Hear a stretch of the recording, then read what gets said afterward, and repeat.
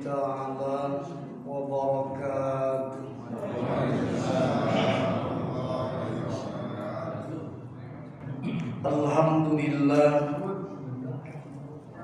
Alhamdulillahilladzi amarna bil istiqomati fil Qur'an. Asyhadu an la ilaha illallah wal munzilul Qur'an wa asyhadu anna sayyidana Muhammadan abduhu wa rasuluhul mu'jizu bil Qur'an. Allahumma fasholli wa sallim ala Muhammadin sabatahu Allahu fil jinan wa ala alihi wa ashabihi al-faizina bil ghufran.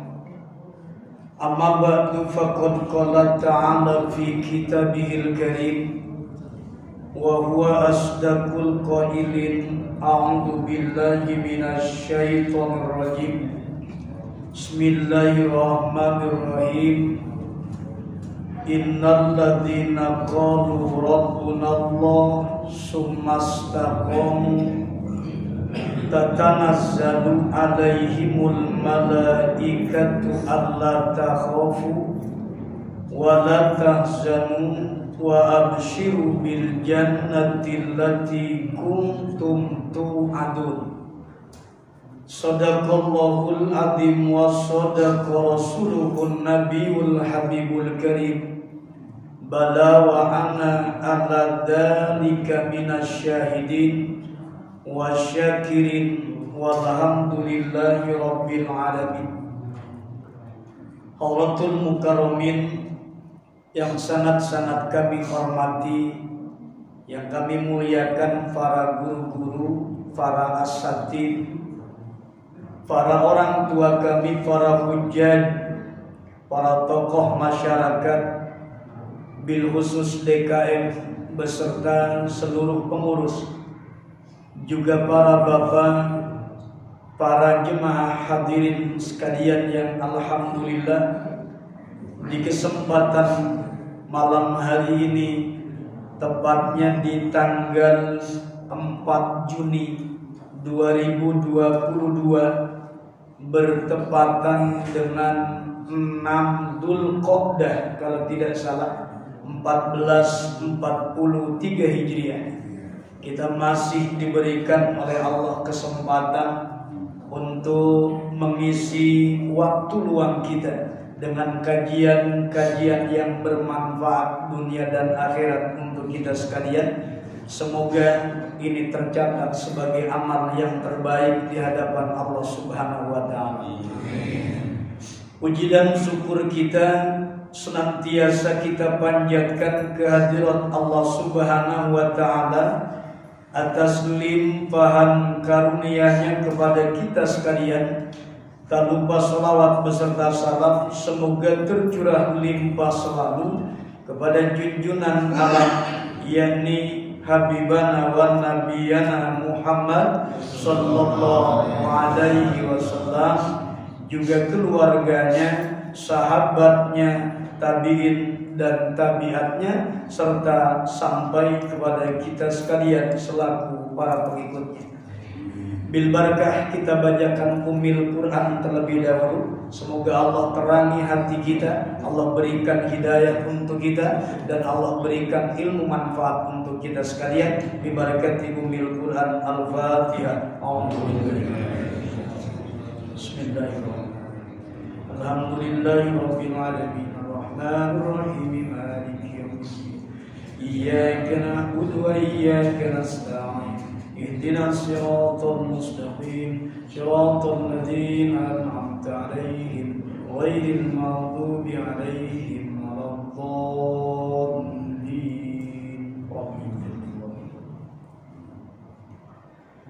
Bismillahirrahmanirrahim. Sebelum masuk dalam bahasan kajian kita di malam hari ini, Saya atas nama pribadi mohon maaf apabila Bapak hadirin terlalu lama menunggu setelah sholat maghrib berjamaah. Dan saya pun mohon dibukakan pintu maaf yang seluas-luasnya. Barangkali Syawalnya sudah habis, masuk ke Dzulqa'dah, tetapi insya Allah pintu maaf sepertinya tidak tertutup ya Pak. Apa ditutup sudah? Tinggal nunggu nanti Syawal. Mudah-mudahan pintu maaf masih terbuka. Alhamdulillah kalau tidak salah Ramadan kemarin kita mengawali untuk tarawih di sini, dan alhamdulillah pun baru malam ini saya bisa bersilaturahim dengan jamaah. Sudah lewat Ramadan, lewat Syawal, bahkan masuk di Dzulqa'dah. Insya Allah kita bisa saling memaafkan di antara kita sekalian. Bapak hadirin yang dirahmati oleh Allah, ada wasiat baginda Nabi Sallallahu Alaihi Wasallam kepada mantannya mantan pembegal, mantannya mantan perampok, boleh dibilang buat kita bajing luncat. Iya. Siapa Pak? Sahabat yang terkenal perampok. Ada yang pernah dengar kisahnya? Nabi punya sahabat, bahkan boleh dikatakan mungkin masuk dalam kategori sabiqunal awal.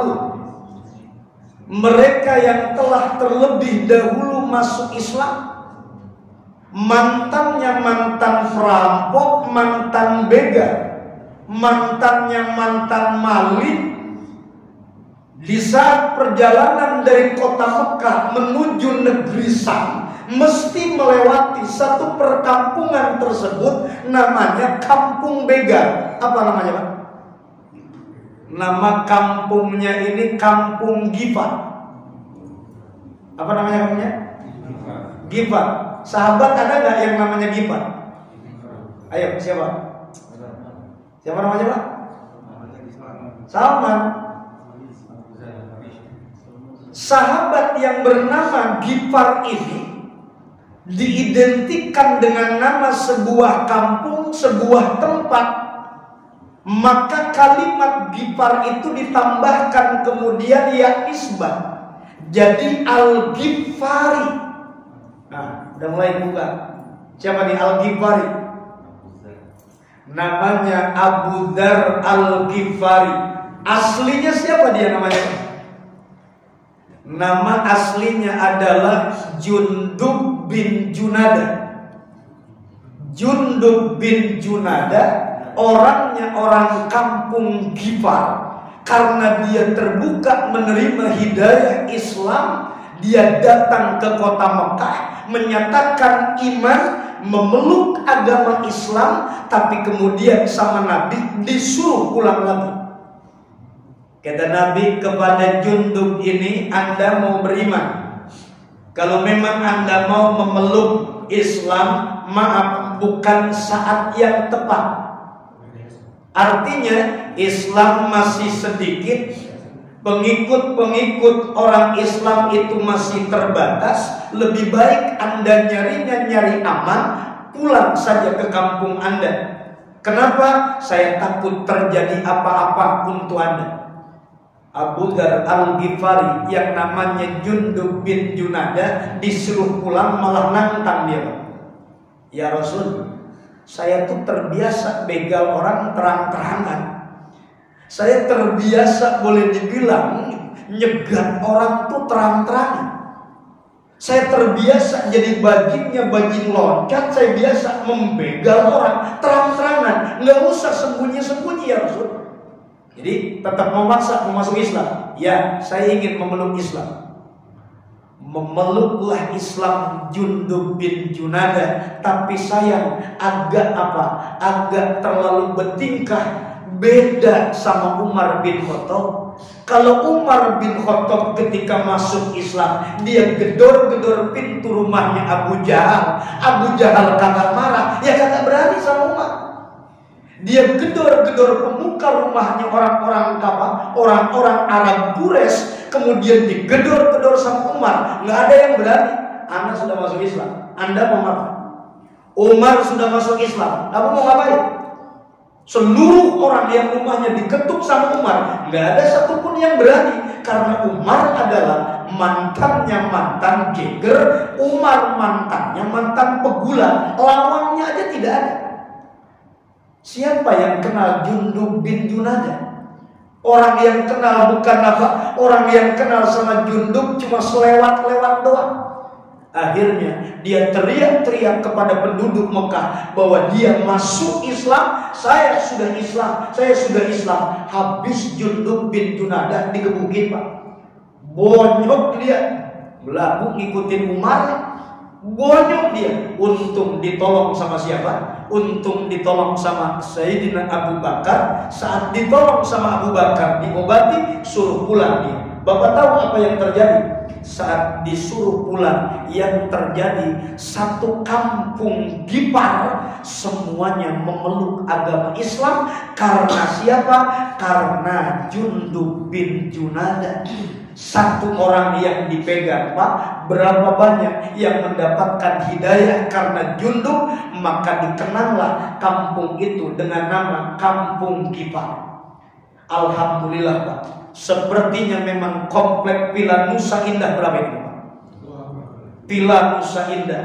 Mulai dari kajian malam ini, satu orang, besok kayaknya ngajak 10 orang, Pak. Amin dong. Pokoknya yang jelas satu depan sepertinya di Masjid Asyifa penuh nih, Pak, yakin saya. Ini kayaknya kurang yakin. Aminnya sudah saya doang. Ini yakin kan? Itu kalau satu orang bisa membawa 10 orang, luar biasa. Istiqomah kita ngajakin orang setiap minggu dua.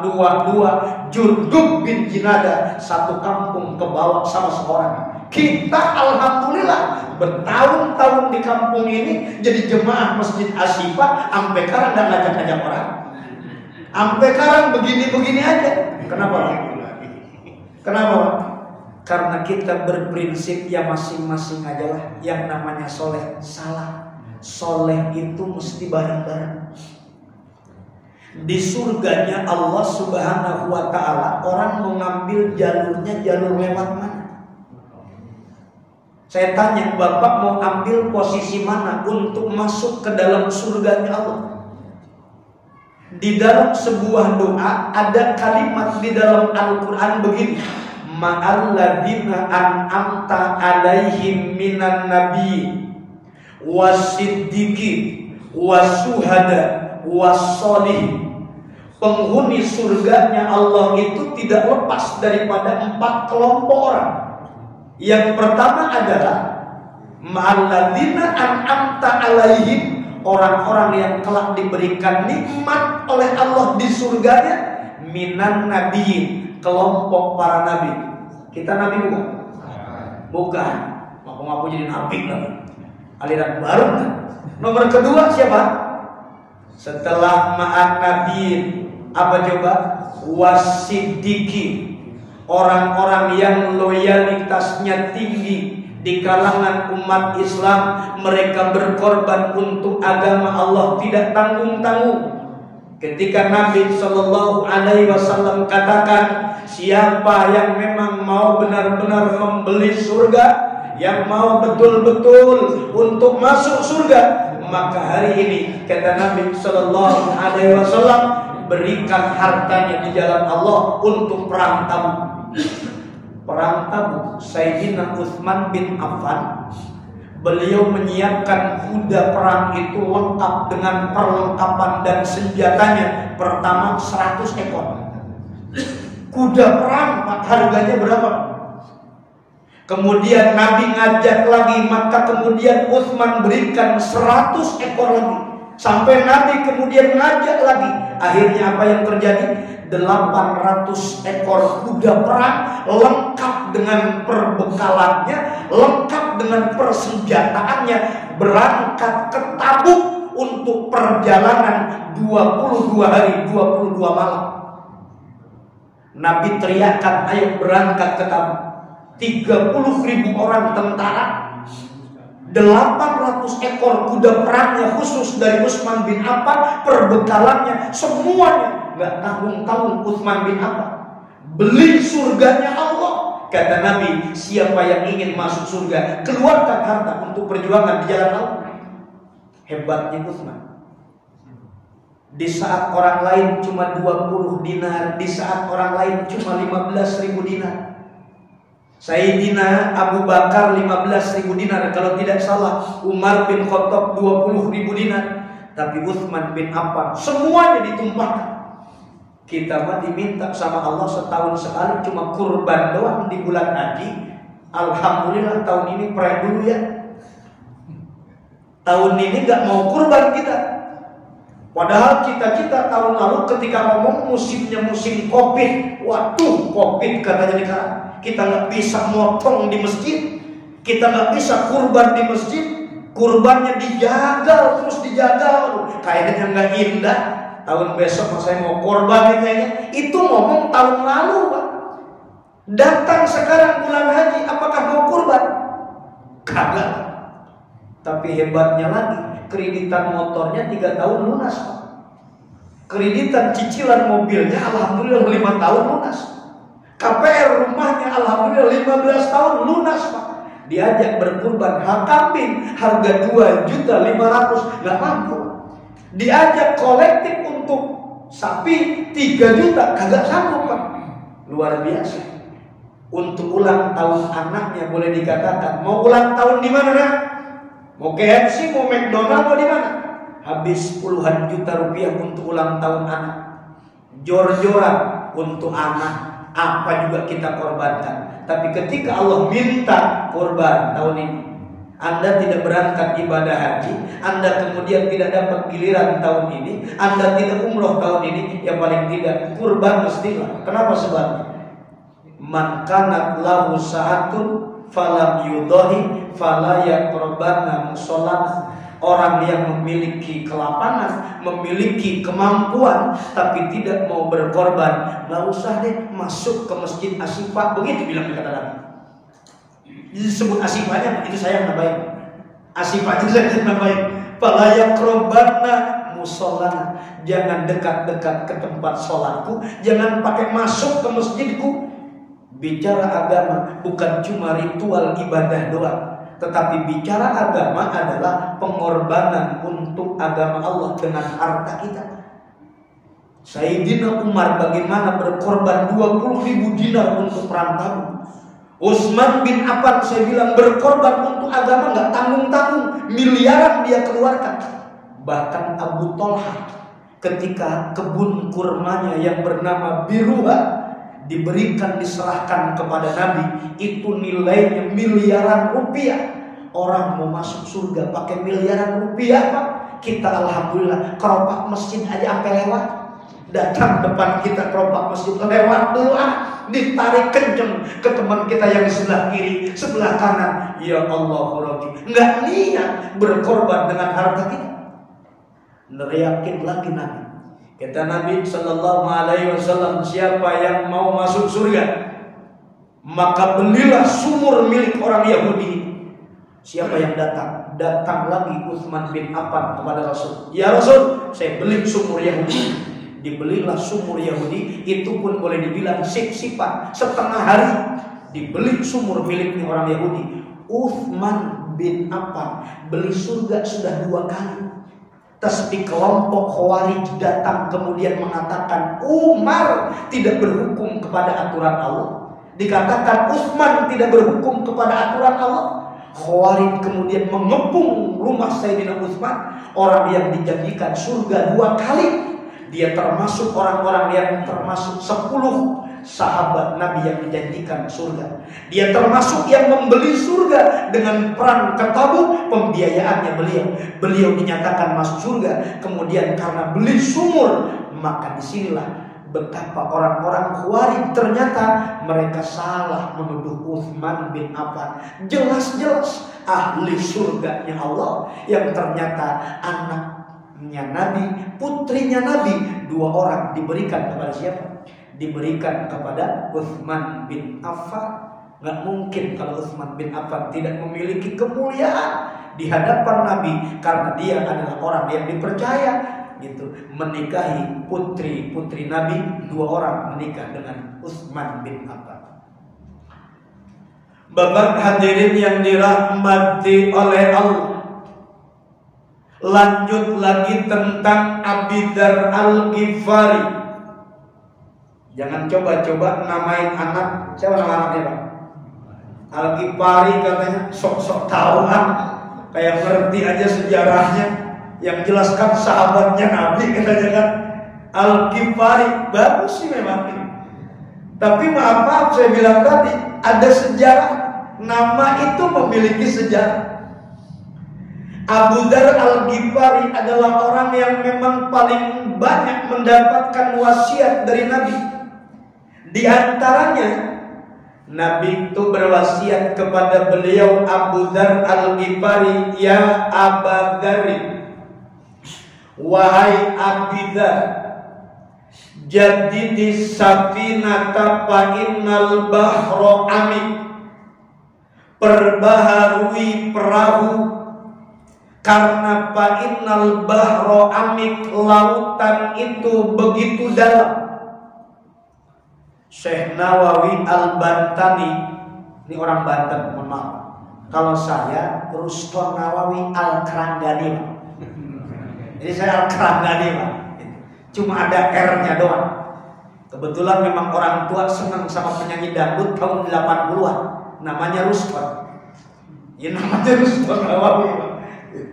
Jadi kayaknya bukan Nawawi ulama besar, bukan. Nggak ada tujuan ke sana. Ini kayaknya hobi ini. Jadi kata Imam Nawawi itu bahwa yang dimaksud wasiat Nabi kepada Abu Dzar, jadi disafinata fa innal bahra amik, perbaharui perahu karena sesungguhnya lautan itu begitu dalam. Artinya jadi niat, perbaharui niatan kita setiap waktu, setiap saat. Niatan di Ramadan, Pak, jangan dipakai di bulan Syawal. Mau niat istiqomah nih, niatan Ramadan jangan dipakai di bulan Syawal. Niatan di bulan Dzulqa'dah jangan pakai niatan bulan Syawal. Niatan di bulan Syawal jangan pakai niatan Ramadan. Niatan di Dzulqa'dah jangan pakai niatan bulan Syawal. Harus selalu berubah. Kenapa saya bilang? Tempatnya niat itu adalah al-qalbu. Tempatnya niat itu al-qalbu. Kalimat qalbu berasal dari kata qalaba, artinya bolak-balik. Maksudnya, hati seseorang itu tidak pernah kemudian menetap. Hati seseorang selalu berubah-ubah. Tahun kemarin dia ingin berkurban, tapi tahun ini apakah berkurban? Kayaknya sudah tidak minat lagi. Tahun kemarin dia nganter jemaah haji, dia bilang pengen nabung haji, kayaknya tahun sekarang pun belum nabung, Pak. Padahal bicaranya yang namanya berangkat haji itu yang penting tuh nabungnya. Kenapa kok yang penting nabung? Wa may yuhajir fi sabilillah yajid fil ardi muraghaman katsira wasa'a. Siapa orang yang niat berhijrah di jalan Allah, niat berjuang di jalan Allah, dia mau nabung haji, berupaya untuk mau berkurban, berupaya untuk mau berangkat ibadah, wa may yuhajir fi sabilillah, maka jaminan Allah di dalam surat An-Nisa ayatnya ayat 100 itu dikatakan yajid bil ardi muraqaman katsir. Dia akan menemukan tempat hijrah yang luas, dia akan menemukan kelapangan rezeki. Makanya rumus kita yang namanya bangun pesantren dari dulu, mohon maaf, rumusnya yang penting ada beban. Bagaimana yang penting ada beban? Punya duit, nggak punya duit, Pokoknya yang penting ngebangun asrama jalan. Tak modalnya dari mana? Saya bilang sama teman-teman, Anda beda prinsip dengan saya. Kita satu linting mondok, kita satu linting di pesantren sama mereka. Tapi maaf, keyakinan kita sudah terbangun dari dulu bahwa ketika ada beban, di situ ada jalan. Mau ngumpulin untuk memakmurkan masjid, bongkar masjid, renovasi masjid, mau ngumpulin duit sampai berapa ratus juta. Mau sampai kapan numpuk kas bangunan gak dimulai. Mau sampai kapan bikin kemudian dinia, TPA. Kalau kita hari ini belum mau action, maka jalannya gak ada. Saya bilang, kita punya duit, nggak punya duit, yang penting bongkar asrama, jadiin asrama. Nanti duitnya, urusan nanti itu belakangan. Ada beban, ada jalan. Yang ribetnya ketika orang nggak punya beban, maka jalannya pun tidak ada. Wong orang dianugerahkan oleh Allah itu sesuai dengan kebutuhannya. Sesuai dengan kebutuhannya. Orang yang punya anak satu, maka rezekinya anaknya satu. Kalau bapak punya anak dua, rezekinya dua. Bapak punya anak tiga, maka rezekinya pun buat anak tiga. Jangan pernah kita khawatir, jangan pernah kita takut ketika memiliki anak banyak. Kenapa? Rezeki disesuaikan. Wa ma min dabbatin fil ardi illa 'alallahi rizquha. Tidak ada binatang yang merayap di muka bumi melainkan rezekinya sudah diatur. Bahkan sampai kata Nabi bilang, dakhalal jannata man kana qalbuhu mithlut thair. Masuk surga orang yang memiliki hati seperti burung. Bapak tahu hatinya burung kayak gimana? Yang namanya burung dalam hadis Nabi dikatakan tabdu khimason wa tarhu bitonas. Dia berangkat pagi-pagi, maaf temboloknya kosong. Watarohu bitonan, balik sore-sore temboloknya penuh. Pernah bapak lihat yang namanya burung pipit bawa plastik hitam? Hah? Bawa kantong kresek. Dari mana ceritanya yang namanya burung pipit bawa kantong kresek? Di Indomaret Alfamart aja sekarang udah gak ada kantong. Kita belanja di Indomaret, kita belanja di Alfamart. Mohon maaf, ada kantongnya? Gak ada pak, zaman sekarang udah gak ada kantongnya. Brengsek saya bilang. Nyusahin bener. Ya Allah Rabbi. Disangka yang namanya kantong plastik itu bukan kebutuhan. Kebutuhan. Alasannya dihilangkan apa? Untuk apa? Untuk kemudian menjaga daripada sampahnya sampah plastik. Saya bilang, berapa orang yang hidup dari sampah plastik? Saya tanya. Itu mah enaknya orang Indomaret saja, enaknya orang Alfamart saja. Berapa orang yang hidup dari plastik? Pemulung semuanya hidup dari plastik. Itu akhirnya apa? Irit biaya kan? Irit biaya. Ketika orang mau nanyain kantong, ada katanya ini kantong berapa? Ini kantong 3.000 perak, mesti beli kan? Plastik kagak ada. Giliran kantong apa? Giliran kantong kita beli. Nah ini luar biasa. Bapak hadirin yang dirahmati oleh Allah, tabdu khimason. Lihat bagaimana bertawakalnya atas urusan rizki dari Allah. Burung pipit tidak pernah berpikir sawah siapa yang mesti saya serang. Dari mana kemudian saya harus mendapatkan makan. Dia bertebaran di muka bumi, bergelombor, nggak pernah sikut kiri, sikut kanan. Beda sama kita. Kalau kita maaf kerja bareng nyikut orang mulu, waduh, sama nih dagangnya sama kita. Waduh, ancaman, bilangnya begitu, ancaman. Orang dianggap ancaman. Burung pipit nggak pernah berantem pak nyari makan. Tarohu bitonan, tabdu khimason, berangkat temboloknya kosong, kemudian kembali watarohu bitonan, kemudian temboloknya penuh. Siapa yang kasih rezeki? Allah. Apakah dia bingung mikirin bagaimana untuk besok dia makan, bagaimana minggu besok dia makan? Nggak pernah. Yang bingung mikirin bulan besok itu kita. Baru saja kemarin bayar kreditan, hari ini sudah bingung lagi aja pak. Waduh, bulan besok saya bayar kreditan dari mana?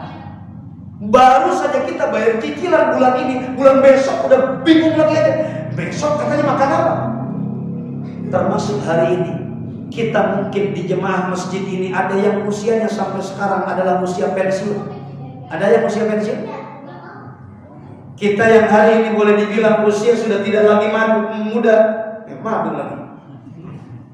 Usia sudah tidak lagi muda. Kita tuh udah masanya masa pensiun. Pertanyaannya, anak kita masih ada yang kuliah? Jawab kita, yang SMA juga ada. Yang kuliah ada. Belum menikah? Belum menikah semuanya. Yang masih kecil, alhamdulillah. Yang masih kecil juga ada, Pak. Gimana rezekinya? Bapak pusing-pusing amat mikirin rezeki. Yang penting tugas kita mau bikin aja. Astagfirullah, bikin. Yang penting tugas kita oleh Allah dianugerahkan anak. Ikhtiar cari anugerah Allah. Nggak usah bingung memikirkan bagaimana nanti sekolah anak kita ke depan. Duitnya dari mana? Bagaimana nikahinnya nanti? Duitnya dari mana? Pak, kalau Bapak mikirin yang nggak jelas, Bapak mikirin yang nggak apa, yang belum pasti, nah sudahlah. Berarti kita itu orang-orang yang memang boleh dibilang nggak punya Allah dalam diri kita. Orang yang punya Tuhan dalam hatinya, orang yang memiliki Allah dalam hatinya, persis seperti burung. Dakhalal jannah, masuk surga orang yang memiliki hati seperti burung. Apa? Dalam soal ketawakalan terhadap rizki daripada Allah. Wong jelas ketika menikah juga Nabi ngejanjiin begini. Apa kata Nabi? Kata Nabi Shallallahu Alaihi Wasallam, nikahi perempuan, fa inna hunna yatina bil mal, karena dia mendatangkan harta. Tajawajun nisa, fa inna hunna yatina bil mal, nikahi perempuan, sesungguhnya perempuan mendatangkan harta. Tuh, lihat nih. Baru menikah saja, Nabi bilang sesungguhnya perempuan mendatangkan harta. Makanya mohon maaf sekali, barangkali memang ada yang jomblo di sini, atau yang sudah memang boleh dikatakan gitu, istrinya meninggal dunia, lebih baik nikah lagi aja. Ya, ini barangkali mendingan nikah lagi aja. Kenapa? Maaf, pahala sholat kita hilang. Rok'atani minal mutajawiji, 2 rakaat dari orang yang sudah menikah, abdul min sab'ina rok'atan minal gharab, lebih utama daripada 70 rakaatnya orang yang jomblo. Orang yang punya pasangan, yang punya istri, alhamdulillah Pak, kita sholat tahajud nggak perlu banyak-banyak, cukup 2 rakaat doang. Kenapa cuma 2 rakaat? Bangun jam 2, sholat tahajud cuma 2 rakaat. 2 rakaat kita itu sebanding 70 rakaat yang gak punya pasangan. Jadi ternyata orang yang sudah punya pasangan, Pak, pahalanya luar biasa. Di sini keutamaannya. Ada yang sudah gak punya pasangan? Nyari lagi dalam rangka apa? Mengejar pahala sholat. Kejar pahala sholat. 2 rakaat saja ternyata orang yang sudah berkeluarga itu Masya Allah bandingannya sama dengan 70 rakaat orang yang jomblo. Ntar saya ngomong begini, itu baru 1 tahun, apalagi kalau sudah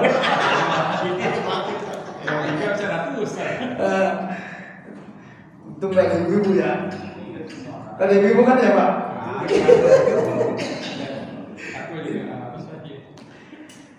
Jadi intinya begitu. Jadi intinya boleh dibilang untuk urusan dunia kita kejar semuanya. Urusan dunia itu semua kita kejar. Tapi ketika bicara urusan akhirat berat.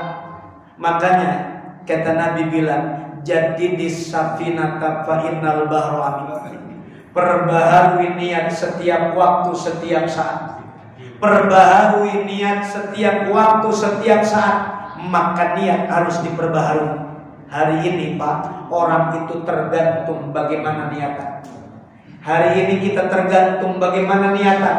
Orang yang hijrah karena Allah, maka niscaya oleh Allah Subhanahu wa Ta'ala dimudahkan jalan hijrahnya. Tapi mereka yang hijrah bukan karena Allah, lidunya awim ro'atin yankihuha, dia karenanya mengejar wanita atau karena mengejar dunia, bukan untuk hijrah karena Allah, maka pantas mungkin jalannya akan agak lebih berat. Makanya tergantung bagaimana niatan kita. Satu, ini wasiatnya Nabi, niat itu harus selalu diperbaharui. Qalbun, hati selalu berubah-ubah. Kenapa? Niatan seseorang tidak lebih cepat daripada tipu muslihatnya setan. Kata Abu Bakar Siddiq, setan menggoda seseorang dari depan, dari belakang, samping kanan, samping kiri, bahkan dari sekelilingnya manusia. Setan terus menggoda kita. Bapak pernah dengar ada yang namanya setan weekend?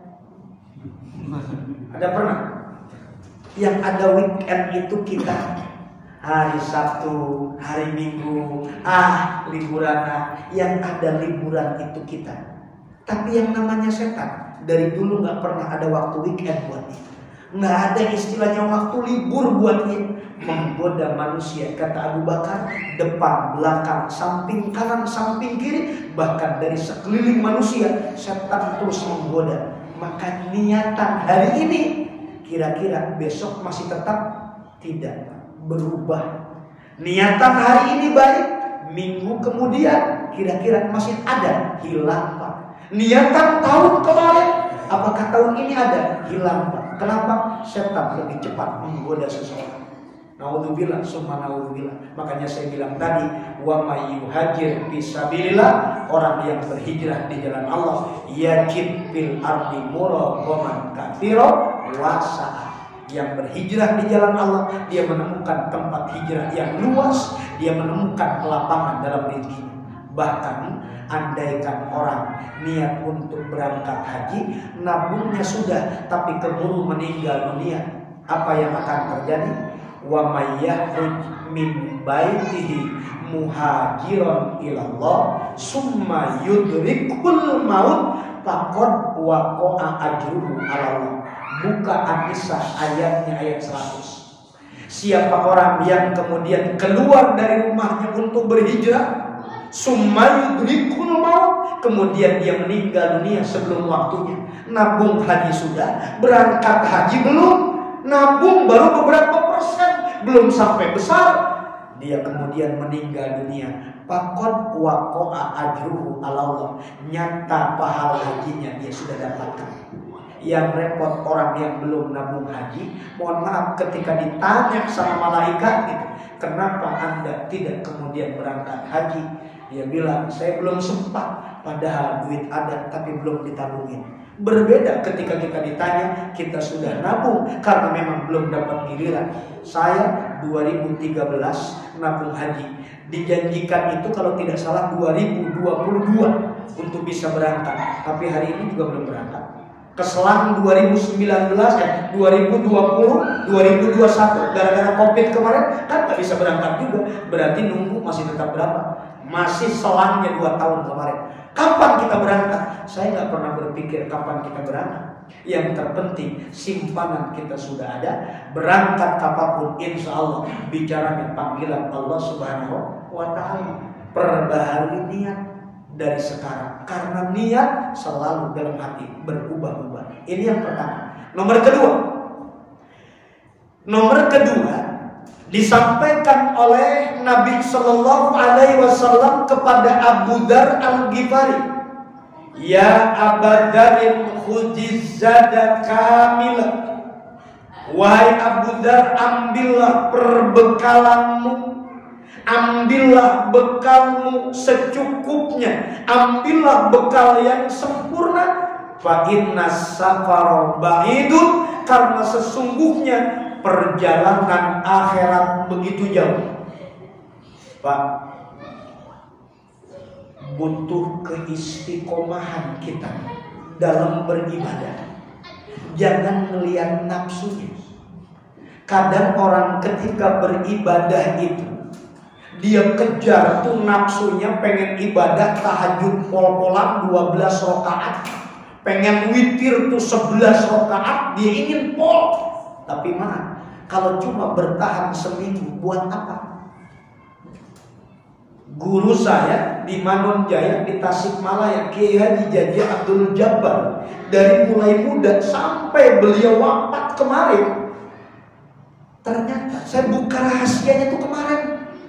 Malam Jumat kita di pondok pesantren, Itu di Tasikmalaya. Saya ngobrol sama orang yang terdekat. Beliau bilang, beliau itu almarhum Kiai Haji Jadi Abdul Jabbar, mana amalan tahajudnya sampai sekarang cuma 2 rakaat. 2 rakaat sholat tahajud itu pun istimewa. Apa istimewa? Dari masa muda sampai sekarang tahajud itu 2, nggak pernah nambah nih. Tapi juga 2 juga istimewa, Pak. Apa? Habis Fatihah rakaat pertamanya Al-Kahfi. Itu kan. Kemudian rakaat keduanya habis Fatihah Waqiah. Itu aja yang dibaca tiap malam Al-Kahfi, tiap malam itu Waqiah. Dalam tahajud itu dibaca. Nah kalau kita tahajud banyak, alhamdulillah 6 rakaat kita tahajud kadang-kadang, 12 rakaat. Mainannya kan kulhu palak binas, kulhu lagi, palak binas lagi. Kapan tingkatnya ini? Tuhan, ternyata istiqomah walaupun 2 rakaat itu istimewa. Jadi istiqomah itu bukan dilihat dari bilangan, tapi dilihat daripada apa? Dilihat daripada kualitas, bukan kuantitas. 2 rakaat berkualitas jauh lebih baik daripada kuantitasnya 11 rakaat. Waduh, 11 rakaat singkatnya luar biasa. Makanya kita orang lain pilih mohon maaf 20 rakaat, kita tarawih tetap berapa? 11. Kenapa? Jauh lebih berkualitas. Nah, kan begitu prinsipnya. Tartil bacaannya cuma santai, nggak gerabak-gerubuk gitu kan, santai pelan, itu istimewa. Itu bikin adem, bikin tenang, kan nyaman kita juga. Selesai ibadah nggak ngos-ngosan, gitu. Selesai ibadah nggak keringetan. Ini ketika ibadah udah keringetan aja semua. Nah ini luar biasa istiqomah. Betapa pentingnya istiqomah tuh sampai dikatakan, maaf, mungkin orang menyangka bahwasanya malaikat hanya turun di Ramadan, malaikat hanya turun di Lailatul Qadar, hatta matla'il fajr. Ternyata malaikat itu turun pula di apa? Di hari-hari di mana orang beribadah mampu pada level istiqomah. Buka surat 41, surat Fussilat ayatnya ayat 30. Innal ladzina qalu rabbunallah. Enggak apa-apa dilewati dikit, Pak. Enggak apa-apa ya? Dikit aja ya. Apa mau banyak? Banyak boleh? Oh, yang benar. Nih. Innal ladzina qalu rabbunallah. Sesungguhnya orang-orang yang berkata bahwa Tuhan kami Allah. Sumastaqomu, kemudian dia meneguhkan pendiriannya. Apa yang terjadi? Tatanazzalu alaihimul malaikat. Malaikat akan turun kepadanya. Allah tahoku seraya berkata, janganlah kamu merasa takut. Wala tahzanu, jangan khawatir. Wa absiru bil jannati allati kuntum tu'adun. Berbahagialah dengan surga yang dijanjikan oleh Allah atas kalian.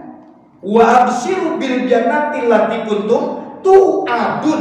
Dibahagiakan dengan surganya Allah. Siapa mereka? Mereka orang-orang yang level ibadahnya sudah sampai pada istiqomah. Ini mah kita mohon maaf, level kita ibadah ini baru sampai di level hamba Ramadan. Bapak tahu? Ada orang yang ternyata titelnya hamba Ramadan. Siapa dia? Bangun malam Ramadan, tadarus Quran Ramadan, nyantunin yatim Ramadan, peduli fakir miskin Ramadan, berbagi sedekah Ramadan, apa aja Ramadan. Lewat Ramadan, Syawal sedekah berhenti, Syawal sedekah berhenti, masuk bulan Dzulqa'dah berkorban harta berhenti, semuanya tadarus berhenti. Jangan-jangan tahajud juga ikut berhenti. Bangun sahur sudah nggak lagi bangun sahur kita. Ya Allah, berarti kita ini baru hamba Ramadan. Kita ini baru cuma hamba Ramadan, pengabdi Ramadan, bukan pengabdi Allah, bukan pengabdi Tuhan. Orang yang ketika mohon maaf pengabdi Allah nggak berubah ibadahnya walaupun Ramadan udah digali. Orang yang memang hambanya Allah nggak berubah tadarusnya sekalipun maaf Ramadan udah lewat. Nggak berubah witirnya sekalipun malamnya bukan malam Ramadan. Itu Pak namanya hamba Allah. Kalau orang yang ibadah mumpung Ramadan, kejar ini, kejar itu, bahkan berburu Lailatul Qadar, disangka Lailatul Qadar itu adanya di Ramadan doang. Ternyata menurut sebagian ulama itu lain, Pak. Ahli-ahli fikih, ahli-ahli kemudian juga ahli tafsir, mereka berbeda-beda paham, berbeda pendapat tentang Lailatul Qadar. Lailatul Qadar katanya ada pada bulan selain Ramadan. Kok bisa ada?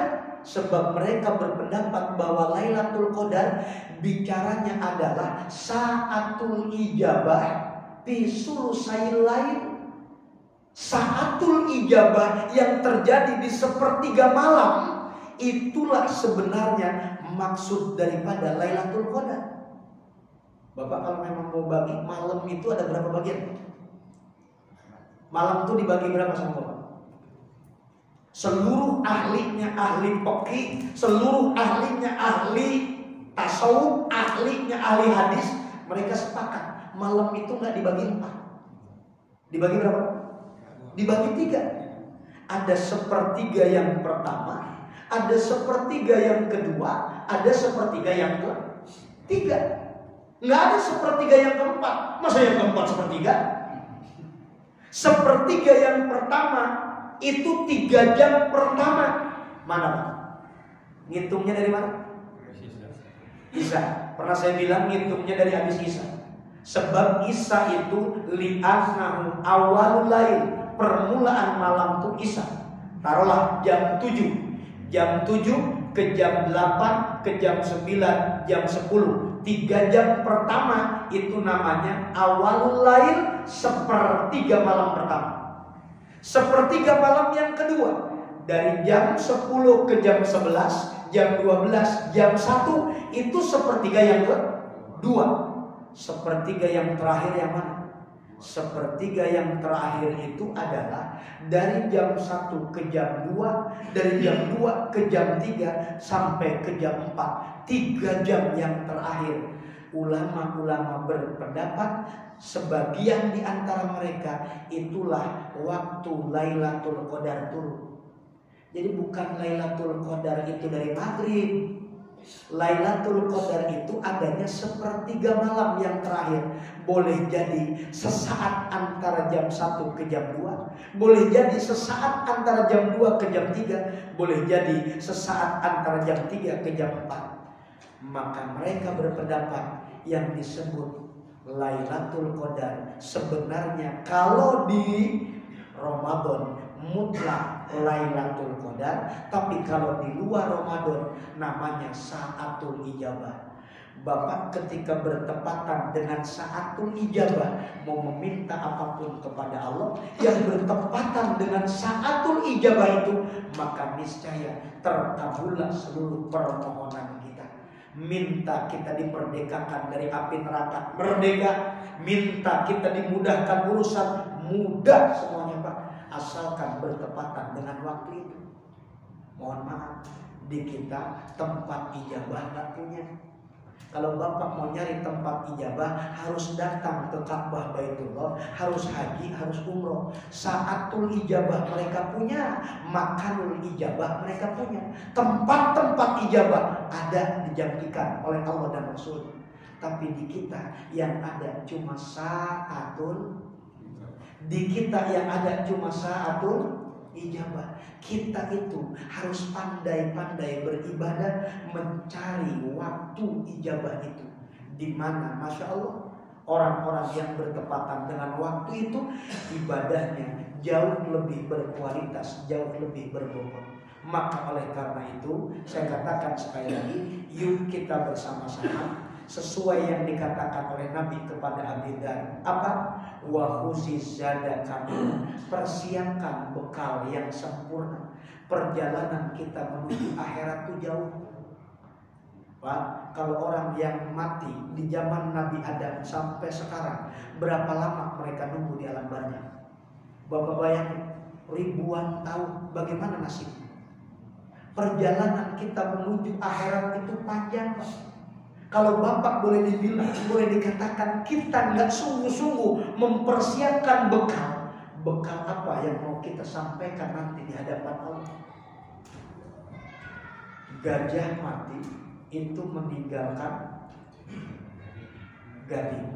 Harimau mati meninggalkan apa? Belang. Manusia mati ninggalin apa? Ninggalin apa? Nama, utang. Gajah mati walaupun tidak ada orang yang makan dagingnya, walaupun nggak ada orang yang makan kulitnya, tapi ketika gajah mati masih tetap meninggalkan sesuatu yang berharga. Apa? Gadingnya masih mahal. Harimau mati, dia meninggalkan belang, kulitnya masih laku dijual, sekalipun nggak ada orang yang doyan dagingnya. Harimau masih meninggalkan belang. Manusia mati ninggalin apa? Hah? Anak istri. Pak, seharusnya ini yang kita tanyakan di dalam surat Yasin ayat 12. Inna nahnu nuhyil mauta wa naktubu ma qaddamu wa atharahum. Kita ini disuruh membangun namanya maqaddamu, ibadah yang manfaatnya balik kepada kita. Tetapi di sisi lain, jangan pernah lupakan ibadah sosial. Mana? Wa atharahum, bangun jejak-jejak langkah kehidupan yang baik. Masuk perusahaan, kita butuh SKCK, surat keterangan berkelakuan baik, Pak. Tapi ketika nanti menghadap kepada Allah, SKCK yang di mana yang kita bawa? Jejak langkah kita, track recordnya kita, awas, ini dipertanggungjawabkan di hadapan Allah. Makanya kalau kita ingin hidup itu dikenal orang, wa'asarhum, tinggalkan jejak-jejak langkah yang baik. Di masjid ini, alhamdulillah, sedikit banyaknya kita sudah nempelinnya tiang, kita nempelin apa? Nempelin semen sama pasir. Kita sudah sumbangsi untuk besinya. Di masjid ini ada yang kita bisa apa? Kita bisa kenang karpetnya, granitnya kita yang ikut. Di masjid yang sana, alhamdulillah, ada kebaikan yang kita punya. Pernah kita ikut untuk pembebasan tanahnya. Di pesantren sana kita pernah ikut untuk juga pembebasan tanahnya. Kemudian di tempat lain ada yang memang kamar mandinya pernah kita bangun. Artinya wa'asarohum, jejak-jejak kehidupan, tebar kebaikan, itulah yang akan menjadi perbekalan yang sempurna. Wa tazawwadu fa inna khairaz zadi taqwa, berbekalah, sebaik-baiknya bekal adalah ketakwaan. Itu Pak asarohu.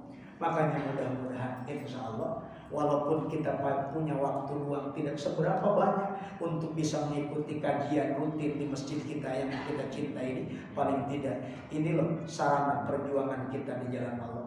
Orang lain, mohon maaf, orang lain berjuang mesti membela negaranya Palestina. Mereka membela agamanya, itu kan, mereka untuk memperjuangkan kemerdekaan negaranya, turun ke medan perang. Hari ini kita nggak turun ke medan perang, Pak. Ngapain? Makmurin rumah Allah, makmurin masjid, duduk di majlis taklim. Sama saja kita berjuang di jalan Allah Subhanahu wa Ta'ala. Kita berharap dengan kebaikan kita ini, anak-anak kita dijadikan soleh dan soleha, keluarga kita dijadikan sakinah mawaddah warahmah. Itu mungkin untuk kajian kita. Mohon maaf kalau dilebihkan sedikit. Mudah-mudahan ada manfaatnya, khususnya untuk pribadi saya dan mungkin untuk hadirin sekalian. Dan kita tutup taklim kita dengan doa kifaratul majlis bersama-sama. Subhanallah wa bihamdika asyhadu an la ilaha illa anta astaghfiruka wa atubu ilaik. Wa la minkum billahi taufiq wal hidayah. Assalamualaikum warahmatullahi wabarakatuh.